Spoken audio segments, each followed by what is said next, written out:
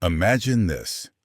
You are Eleanor de Montfort, barely 16 years old, standing in a cold stone chamber in the year 1347. Your wedding dress, heavy with embroidered silk that cost more than most peasants see in a lifetime, rustles against the rough floor stones as you tremble. Tonight is your wedding night, but the man waiting for you in the shadows isn't your only concern. Through the thick oak door, you can hear them gathering outside, their voices growing louder with wine and anticipation. Your new husband, Lord Geoffrey, approaches slowly, his eyes cold and calculating. Behind him, you notice movement in the shadows. They're already here. The witnesses, 6 noble lords, 2 bishops, the royal physician, and your own mother-in-law, all positioned around the chamber like vultures waiting for carrion. This isn't just your wedding night. This is your examination, your trial, your public humiliation disguised as holy ceremony. The heavy wooden shutters creak as winter wind rattles the castle walls. Candlelight flickers across the faces of those who will watch, judge, and document every moment of what should be your most private experience. Your hands shake as you realize the truth. In medieval Europe, your wedding night isn't about love, passion, or even duty. It's about proving your worth as a wife through physical evidence that will be scrutinized, recorded, and used as legal documentation for the rest of your life. What you don't know yet is that this nightmare of public intimacy was standard practice across medieval Europe.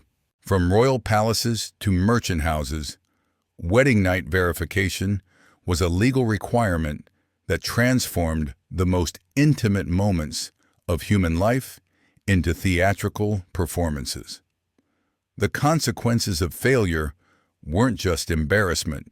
They were annulment, exile, and social destruction. Think medieval people were sexually repressed? Think again. They made intimacy the business of everyone in ways that would horrify modern sensibilities. Your most private moments were public property, subject to witness testimony, medical examination, and legal documentation. The bedroom was a courtroom where your body was the evidence, and failure meant losing everything you'd ever known. Before we dive into these forgotten stories of survival and suffering, if you enjoy learning about the hidden truths of history, consider giving this video a like and subscribing for more content like this. And please comment below to tell me where you're listening from. I find it incredible that we're exploring these ancient stories together from different parts of the world, connected through time and space by our shared curiosity about the past. The practice of wedding night verification emerged from the brutal realities of medieval marriage law. Marriage wasn't about love or compatibility. It was a legal contract that transferred property, established political alliances, and determined inheritance rights.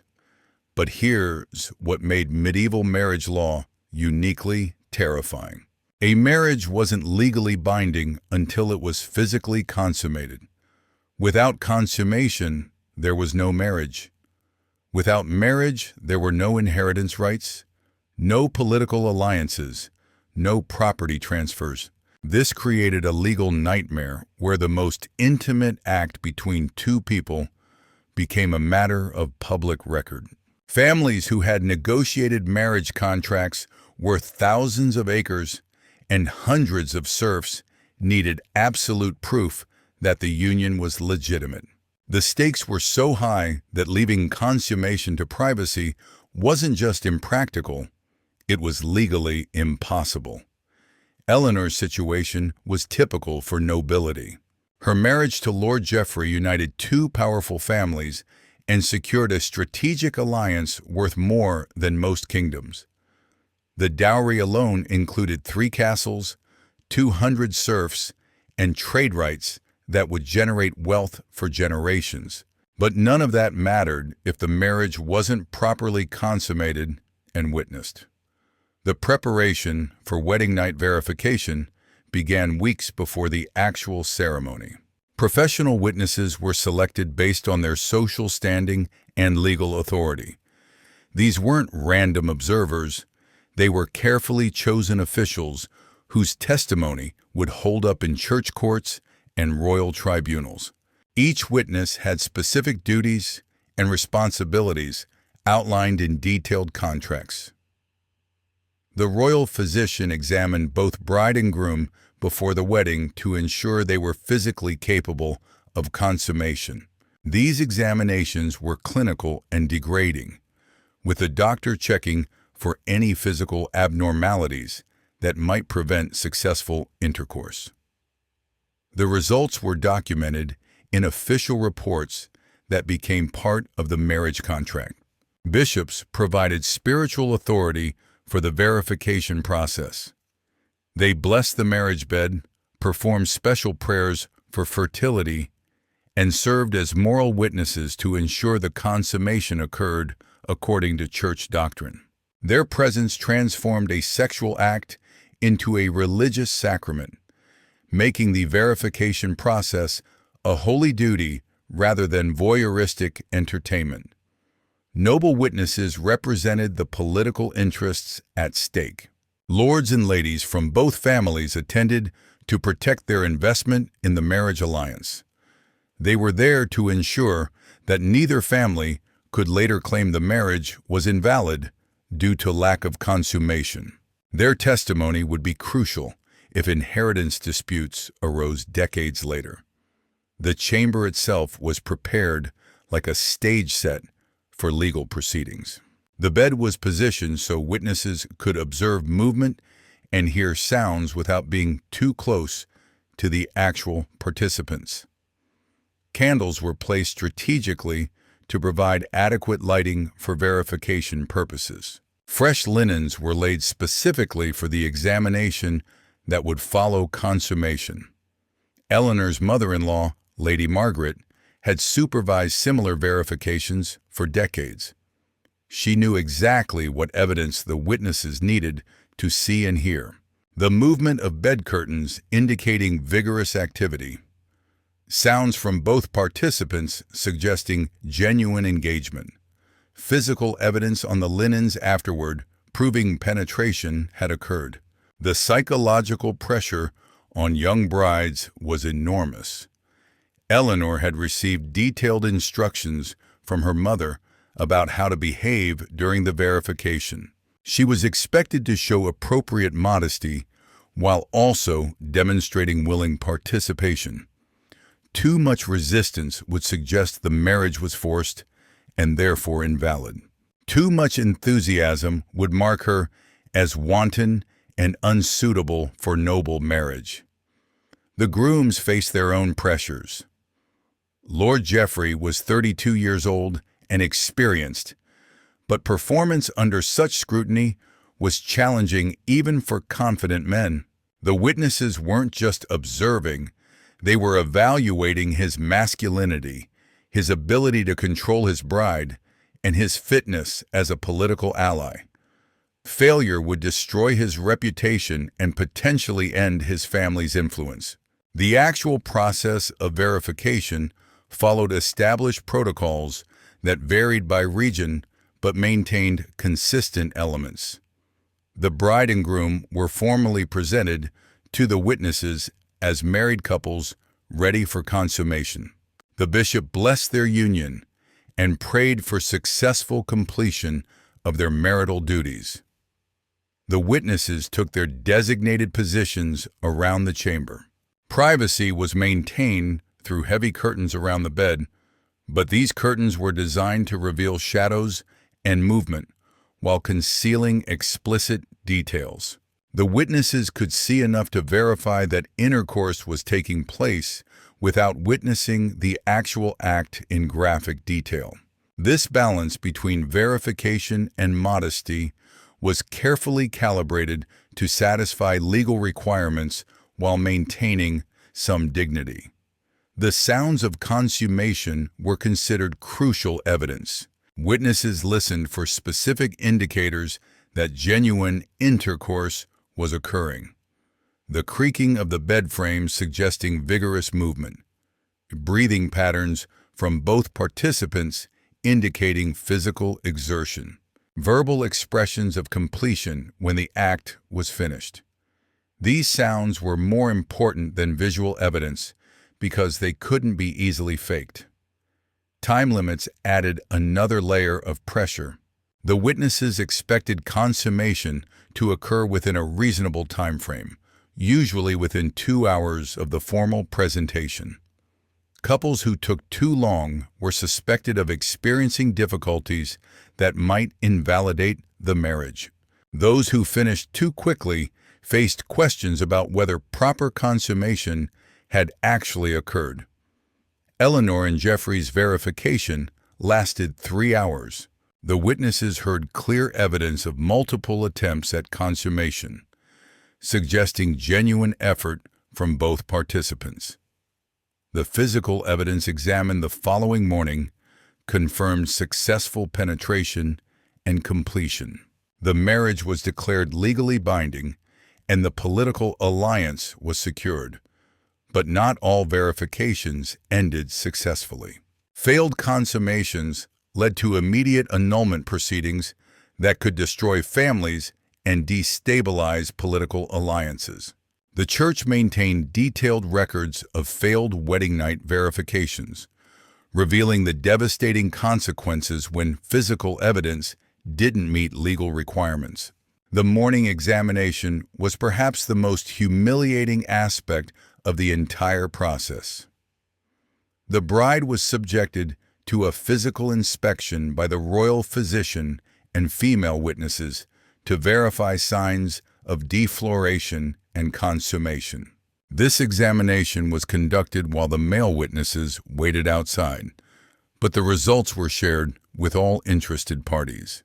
The linens were displayed as evidence, with specific attention paid to bloodstains that indicated the bride's virginity had been intact before consummation. These bloodstains weren't just private proof. They were legal documents that would be preserved in family archives for generations. The absence of appropriate bloodstains could trigger investigations into the bride's previous sexual experience. The documentation process created permanent records that followed couples throughout their marriages. Detailed witness statements describing what they observed and heard during consummation. Medical reports confirming physical evidence of successful intercourse.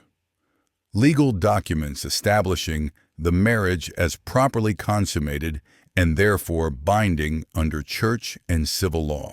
Regional variations in verification practices reveal how widespread and systematic these procedures were across medieval Europe. In France, royal marriages required verification by representatives from both the church and the monarchy. English noble families developed elaborate protocols involving multiple nights of verification to ensure conception occurred quickly after marriage.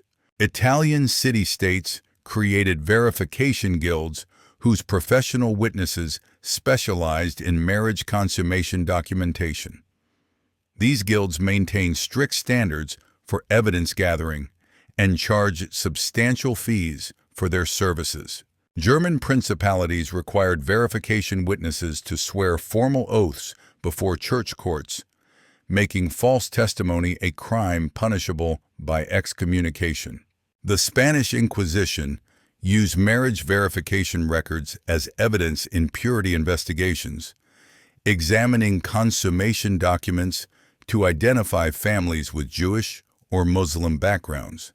Portuguese maritime families adapted verification practices for long-distance marriages, where consummation might be delayed by months due to trading voyages. Economic motivations drove the development of increasingly sophisticated verification procedures. Marriage contracts, worth modern equivalents of millions of dollars, couldn't be left to chance or privacy. Families invested enormous resources in marriage negotiations and needed absolute certainty that their agreements would be legally enforceable. Inheritance law created additional pressures for thorough verification. Noble titles, land holdings, and commercial privileges all depended on legitimate heirs born from properly consummated marriages. A marriage that could be challenged as invalid would throw entire inheritance systems into chaos, potentially triggering wars between competing claimants. The Church's position on marriage consummation created theological justifications for verification practices. Marriage was considered a sacrament that required physical completion to be spiritually valid. The doctrine of two becoming one flesh wasn't metaphorical. It required actual sexual union witnessed by appropriate authorities. Thomas Aquinas developed detailed theological arguments supporting marriage verification in his Summa Theologica around 1265. He argued that marriage without consummation was like a contract without consideration, legally meaningless under both divine and human law. His writings provided intellectual foundation for verification practices that would persist for centuries. The psychological impact on participants reveals how verification practices shaped medieval attitudes towards sexuality in marriage. Young brides developed complex strategies for managing the trauma of public examination while fulfilling their legal obligations. Some used meditation techniques taught by religious advisors. Others relied on alcohol or herbal preparations to reduce anxiety.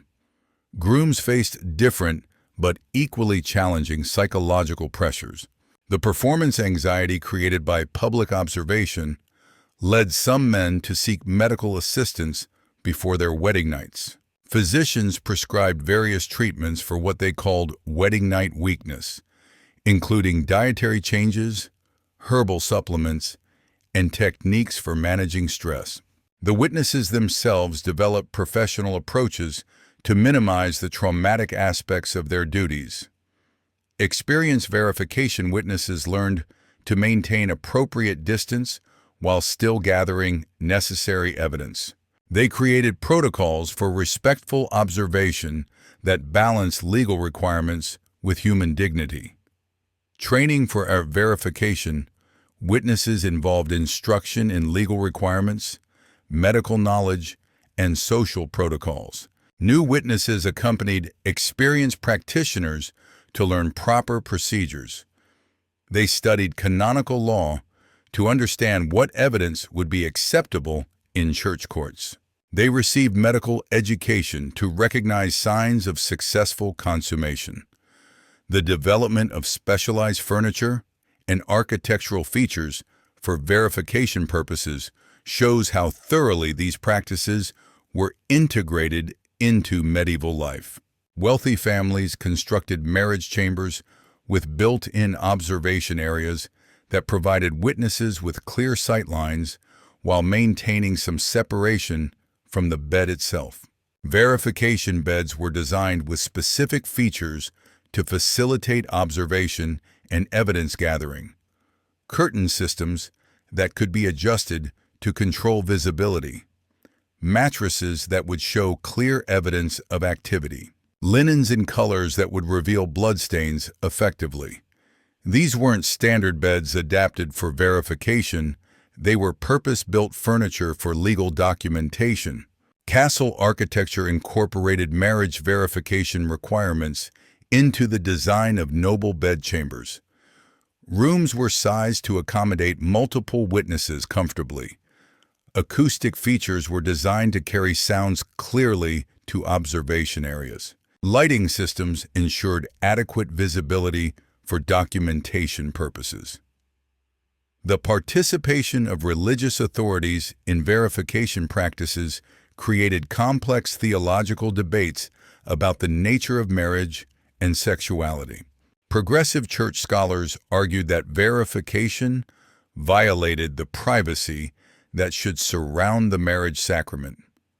Conservative theologians insisted that public verification was necessary to prevent fraud and ensure legitimate heirs. Pope Gregory IX issued papal bulls in the 1230s that attempted to regulate verification practices while maintaining their legal necessity. His directives required that verification be conducted with appropriate dignity and that witnesses maintain professional detachment. These regulations suggest that verification practices were becoming too invasive even by medieval standards. Monastic scholars produced detailed guides for marriage verification that balanced legal requirements with Christian modesty. These manuals instructed witnesses on proper behavior, outlined acceptable evidence standards, and provided protocols for documenting their observations. The scholarly attention given to verification procedures reveals how seriously medieval society took these practices.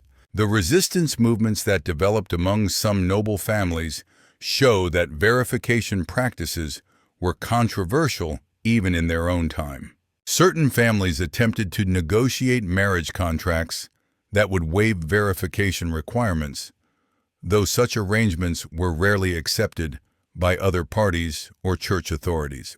Alternative verification methods were sometimes proposed as compromises between privacy and legal requirements. Some families suggested that consummation could be verified through medical examination alone, without requiring witnesses to observe the actual event.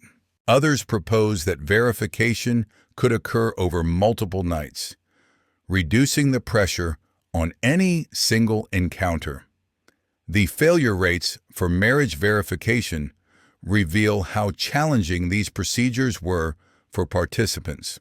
Historical records suggest that approximately 15% of noble marriages failed initial verification attempts, requiring multiple nights of observation before successful consummation could be documented. Failed verifications created immediate crises that required rapid legal and political responses. Families whose marriages failed verification faced annulment proceedings that could dissolve previously negotiated alliances. The shame associated with failed verification often led to permanent exile for both bride and groom. Medical intervention in failed verifications became increasingly sophisticated as physicians developed treatments for wedding night difficulties. Doctors prescribed various remedies for nervousness, physical problems, or incompatibility between spouses. These medical treatments were administered under witness supervision to ensure their effects could be properly documented. The social consequences of verification practices extended far beyond the immediate participants. Servants and castle staff became intimately familiar with the sexual lives of their employers through their involvement in verification procedures. This knowledge created complex power dynamics within noble households. Gossip networks spread information about verification results throughout medieval society, creating reputations that followed families for generations. Successful verifications enhanced family prestige and marriage prospects for other children. Failed verifications became family scandals that affected political standing and economic opportunities. Now that you've witnessed the systematic invasion of privacy that characterized medieval marriage verification, you're beginning to understand how completely different concepts of intimacy were in the past. If uncovering these buried truths about how power structures controlled the most personal aspects of human life resonates with your curiosity about real historical experiences, subscribing ensures you never miss these deep dives into history's most guarded secrets. The stories waiting ahead will challenge everything you thought you knew about privacy, marriage, and the relationship between personal autonomy and social control. The international dimensions of verification practices reveal how these procedures facilitated diplomatic marriages between different kingdoms and cultures.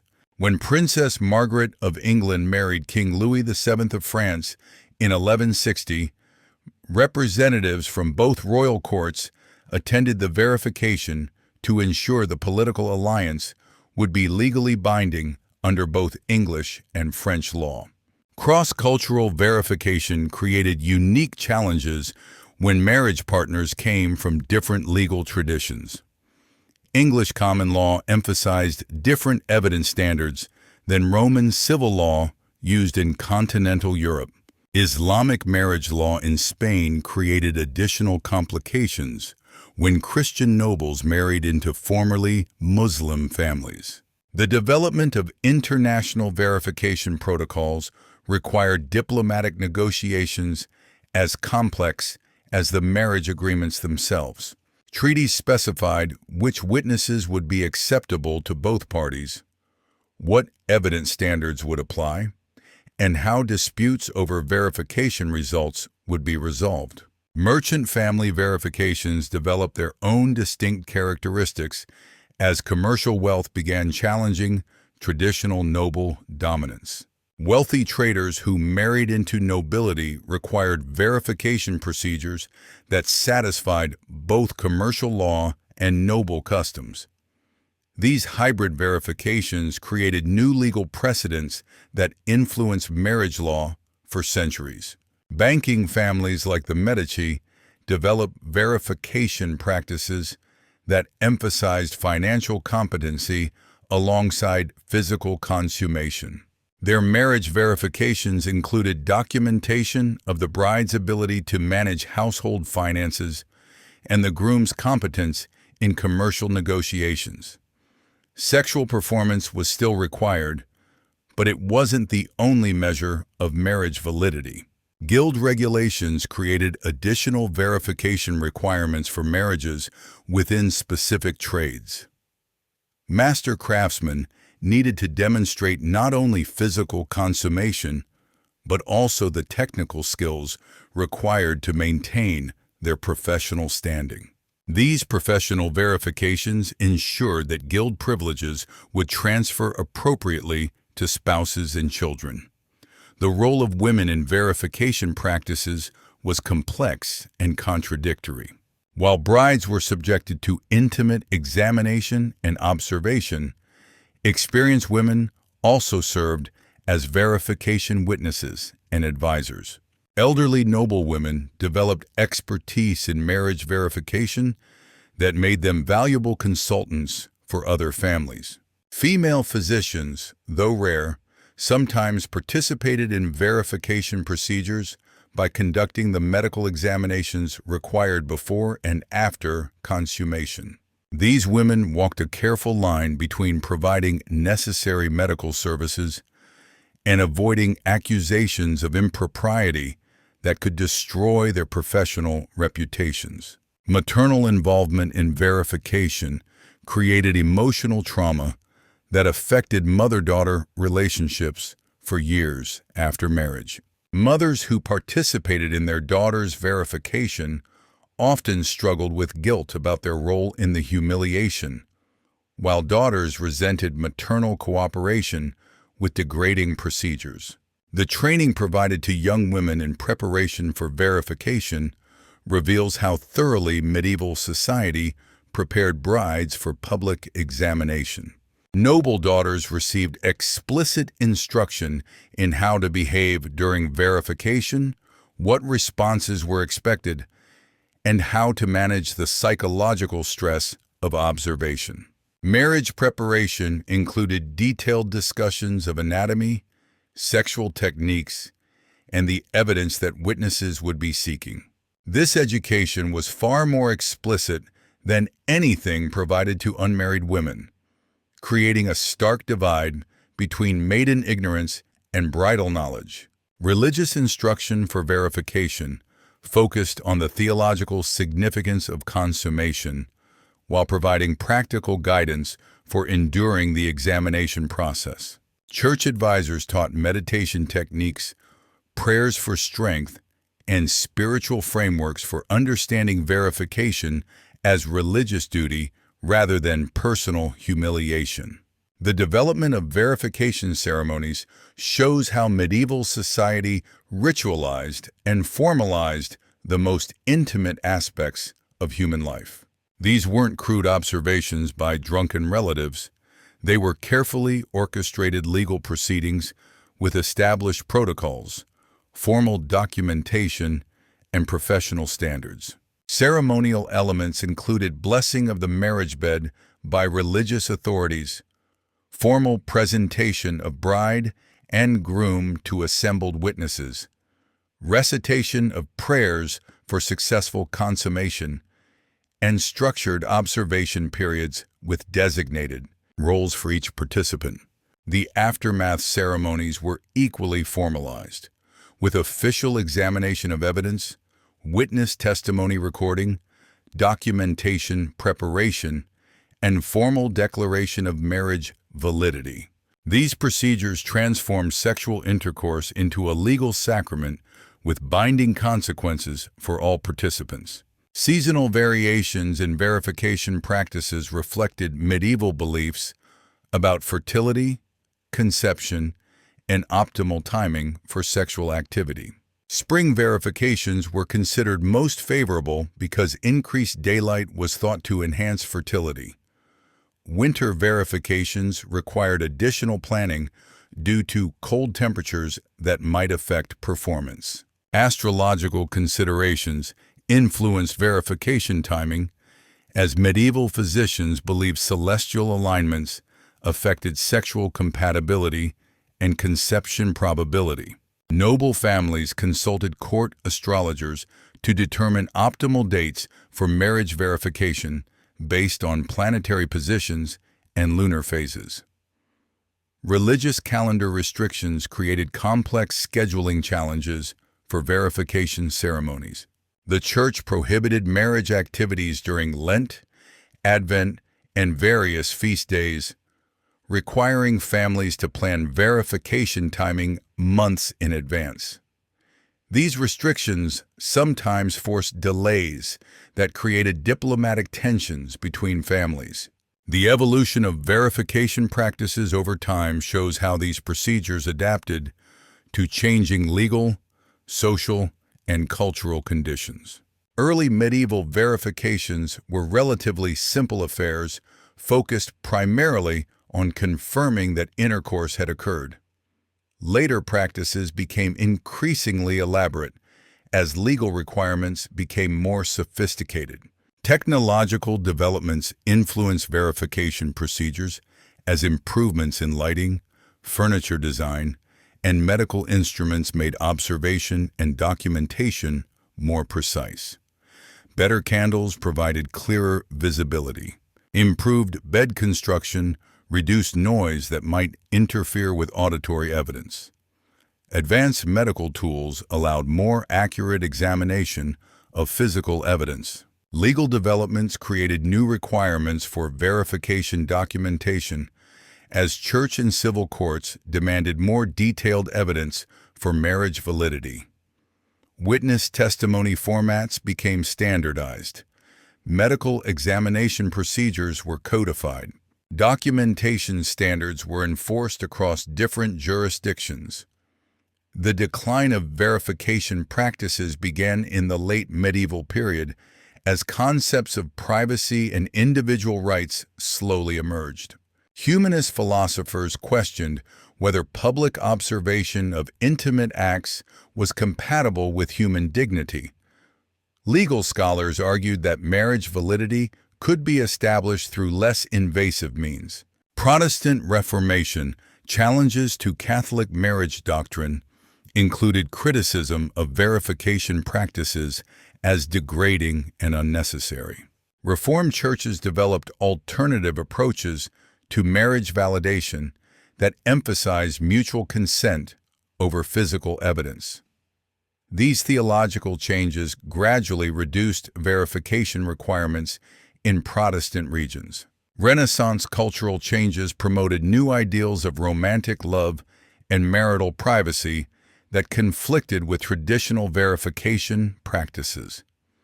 Literature and art began celebrating intimate marriage relationships that excluded outside observers.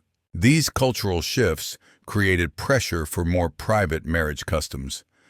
Economic changes reduced the political importance of noble marriages as centralized monarchies decreased the power of feudal alliances. Marriages became less important for political stability and territorial control, reducing the necessity for elaborate verification procedures. Legal system development provided alternative methods for establishing marriage validity and inheritance rights that didn't require physical evidence of consummation. Improved record-keeping, standardized documentation, and professional legal services made verification redundant for many legal purposes. The psychological legacy of verification practices influenced European attitudes towards sexuality and marriage for centuries after the procedures themselves were abandoned. Concepts of marriage as public institution rather than private relationship persisted long after verification ended. Cultural memory of verification practices created lasting associations between sexuality and shame that affected how subsequent generations approached intimacy and marriage. The idea that sexual activity required external validation became deeply embedded in European consciousness. Legal precedents established during the verification era continued to influence marriage law and inheritance rights well into the modern period. Many contemporary legal concepts about marriage validity, consummation requirements, and spousal obligations trace their origins to medieval verification practices. Social stratification patterns established through verification procedures helped maintain class distinctions by creating different marriage standards for different social groups. Noble verification requirements emphasized the special status of aristocratic marriages while excluding lower classes from similar legal protections. The documentation produced by verification practices provides modern historians with unprecedented insight into medieval sexuality, gender relations, and social structures. These records reveal aspects of private life that would otherwise be completely unknown, making verification documents invaluable historical sources despite their disturbing origins. Archaeological evidence supports historical records of verification practices through discoveries of specialized furniture, architectural features, and personal items associated with marriage ceremonies. These physical remains confirm that verification was as widespread and institutionalized as documentary sources suggest. Comparative analysis with other cultures reveals that marriage verification wasn't unique to medieval Europe, though European practices were particularly elaborate and well documented. Similar customs existed in various forms across different societies, suggesting that public validation of marriage has deep anthropological roots. The complete transformation from public verification to private intimacy represents one of the most significant changes in human social organization. We've moved from a world where the most intimate aspects of human life were subject to public observation and legal documentation to one where such intrusion would be considered criminal assault. Modern marriage practices retain ceremonial elements that echo verification traditions while eliminating the invasive observation that characterized medieval procedures. Wedding ceremonies still include witnesses, official documentation, and legal validation, but these elements focus on consent and commitment rather than physical performance. Legal marriage requirements today emphasize mutual consent, legal capacity, and proper documentation while completely eliminating physical evidence requirements. The idea that marriage validity could depend on witnessed sexual performance seems barbaric to contemporary sensibilities. Privacy rights that we consider fundamental and natural are actually recent historical developments that required centuries of social evolution. The expectation that intimate relationships should be free from external observation represents a revolutionary change from historical norms. Gender equality in modern marriage contrasts sharply with medieval verification practices that subjected women to humiliating examination while emphasizing male performance and control. Contemporary marriage emphasizes partnership and mutual respect rather than ownership and domination. Medical privacy protections ensure that sexual health and performance remain confidential between patients and healthcare providers rather than becoming matters of public record and legal documentation. The medicalization of sexuality has shifted from public verification to private treatment. The transformation of marriage from political alliance to personal relationship eliminated the economic and diplomatic pressures that made verification seem necessary to medieval society. When marriages no longer determined territorial control or inheritance disputes, public validation becomes unnecessary. Looking back at Eleanor de Montfort in her cold stone chamber, surrounded by witnesses preparing to observe and document her most intimate moments, we can appreciate how completely our concepts of privacy, dignity, and personal autonomy have evolved. Her terror wasn't just personal anxiety about performance, it was the weight of an entire social system that treated human sexuality as public property. The candlelight still flickers across the faces of those who will judge her performance. But now we understand that this moment represents more than individual trauma. It embodies a worldview where privacy didn't exist, where the most personal aspects of human experience were subject to public scrutiny and legal documentation. Medieval verification practices remind us that privacy isn't a natural human condition, but a hard-won social achievement that required centuries of struggle against systems of control and observation. The bedroom became private only after society recognized that some aspects of human experience are too intimate for public consumption. The witnesses surrounding Eleanor's bed represent not just individual voyeurs, but an entire civilization that hadn't yet developed concepts of personal boundaries, individual rights, or intimate privacy. Their presence was legal necessity, not personal choice, in a world where marriage was too important to be left to private discretion.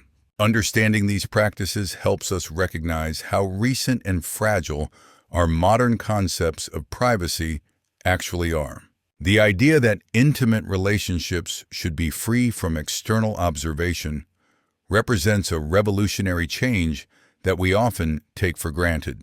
The horror of medieval verification practices serves as a reminder that social progress isn't inevitable, and that rights we consider fundamental can be lost if we don't actively protect them. The transformation from public verification to private intimacy required conscious effort by countless individuals who recognize the importance of personal dignity and autonomy. Eleanor's story, multiplied across thousands of noble families throughout medieval Europe, represents both the worst aspects of historical social control and the human resilience that eventually overcame such invasive practices. Her suffering contributed to a gradual recognition that some aspects of human experience must remain private to preserve basic human dignity. The next time you close your bedroom door and expect privacy, remember that this simple act represents centuries of social evolution and countless struggles for personal autonomy.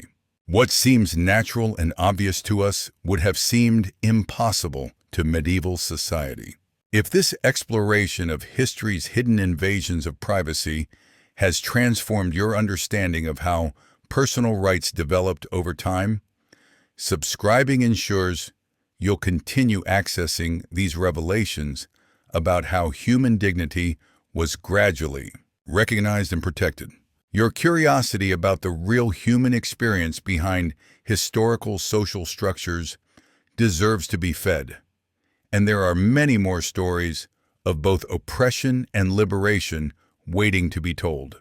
The transformation from public humiliation to private dignity represents one of humanity's greatest achievements, and understanding that journey helps us appreciate and protect the freedoms we often take for granted today.